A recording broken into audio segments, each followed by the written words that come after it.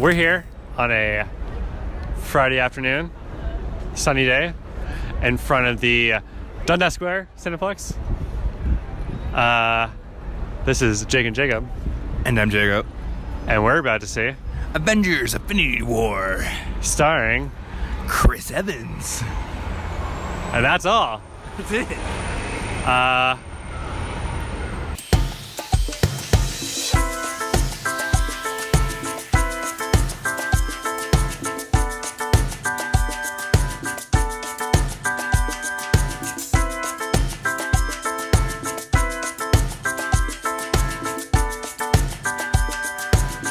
We just finished watching Avengers Infinity War. Fun isn't something one considers when balancing the universe. But this does put a smile on my face.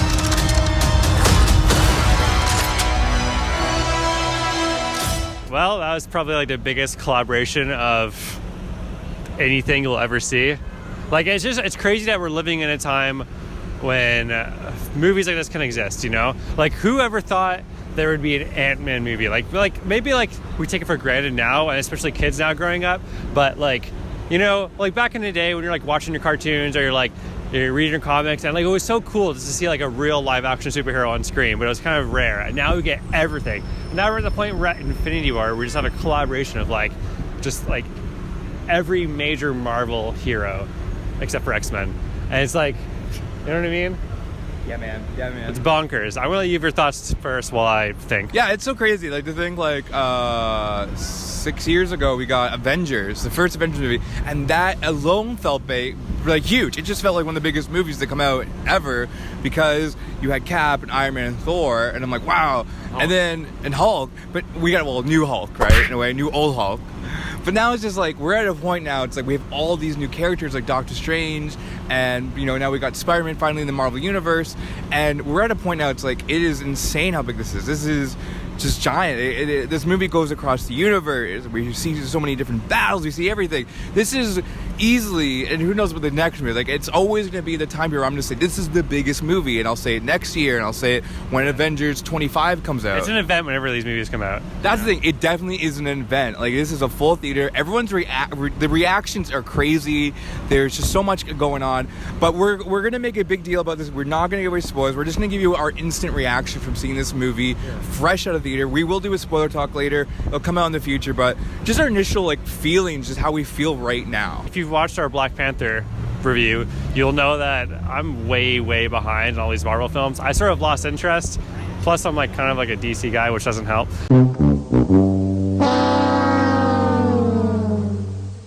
But like, I spent the last week just hustling through all these movies. I didn't get through all of them, but I got through like some of the main ones. The Avengers, Age of Ultron, a lot of the origin story movies, and then Civil War. I did everything I could to get myself primed and ready for this. And as I was going through these movies, I noticed that, you know, they kind of feel like they're good, but they don't feel like anything special to me. But then I realized the more I watch them, it's kind of like watching like a long TV series that you're into. You wouldn't watch like episode 9 of a TV series and like get into it the same way you would if you haven't seen all the episodes prior. So I don't know how this movie would stand if you haven't seen anything else before. But because we are so familiar with all these characters, we know all their backstories, we want to see all these people interact. It makes it exciting. And so for that reason, like, I think it was like a great movie. And I think the way they handled so many like 3 like separate storylines going on and like all these different crossovers, you think it would be a mess and it'd be hard to do, but they found a way to do it, you know? Yeah. Like, I'm just like impressed that they found a way to do it. So, I'm sorry, just being a doof. There's so much to talk about that's just, I don't want to ruin anything. I don't even want to tell you about pairings of who paired who, what plot lines are. I'm just going to instantly just tell you that it never felt long. I could probably watch this movie, I just keep going, because I just felt hungry the whole time. Like, I felt like I was in a buffet of Marvel movie. I was just ready to indulge. Like, there was so much. The emotions were everywhere. They do have this signature, like, comedy, but I felt like with movies like Doctor Strange or Guardian, sometimes the comedy is more than the movie. This movie knows its tone. It is dark. It is emotional. The comedy comes in to lighten up the audience a bit, especially at the beginning, or you want certain characters to like make jokes. Yeah, because you expect it from them. But this movie does not overtake in the comedy. Marvel finally realized what they were making here, and they they really let it go here. I was very shocked. I was very emotionally all over the place. I wanted to weep. I wanted to laugh. I wanted to like clench my fist and say, "No, Wakanda forever! Come on!" Like, it is an amazing movie. The one thing I'll say, maybe I'll feel more cons down the road, but right now there are some character choices that didn't make sense, and it's hard because we have directors directing this movie that didn't direct Guardians, it didn't direct Doctor Strange, didn't direct Ant-Man's on it. Spoiler, I guess, but like they didn't direct. It's the Russo brothers from Civil War and Winter Soldier, which they did a great job with those movies.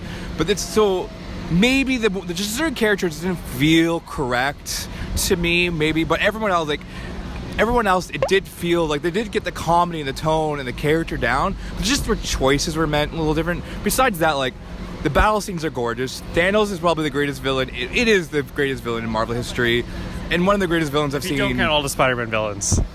Well, no, I don't know, man. Like, this is a really good villain. The thing about Thanos is they just gave him a backstory. I didn't think they would do that. But I guess a 2.5-hour movie, they covered everybody you wanted to see. They covered so many different locations, like very Star Wars-esque almost. There were so many plans and different places. And I can gush. As a comic book lover, movie lover, this is a film and a movie. It's a blockbuster summer movie, but it is a film. It is just worth seeing. I can't stress enough how impressive it is that they made all these crossovers work.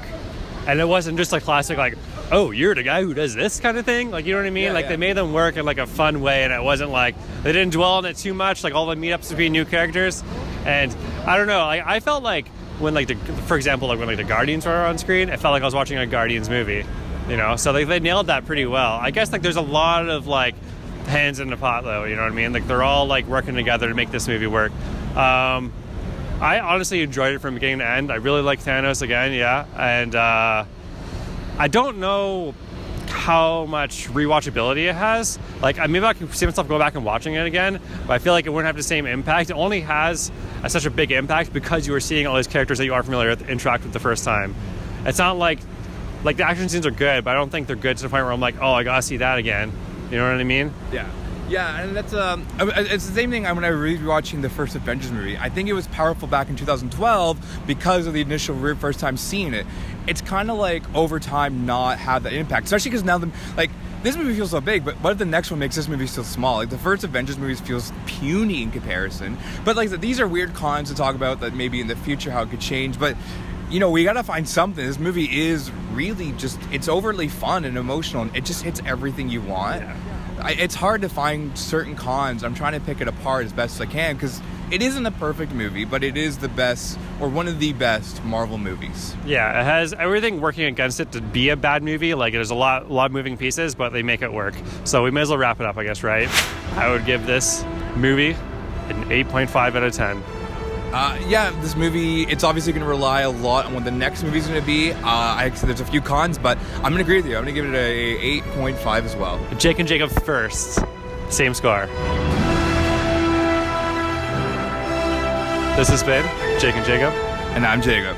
And we'll see you next time. Ah, look at that. You made it to the end of the video. Hey, now that you're here, you can click on one of our older videos. We've done some reviews on this and that, and I particularly like this. I like the one on the left, to be honest. Oh, well, we always got that thing in the middle. It looks pretty cool. It's one of those subscribe buttons. Anyways, thanks for making it to the end. Bye-bye.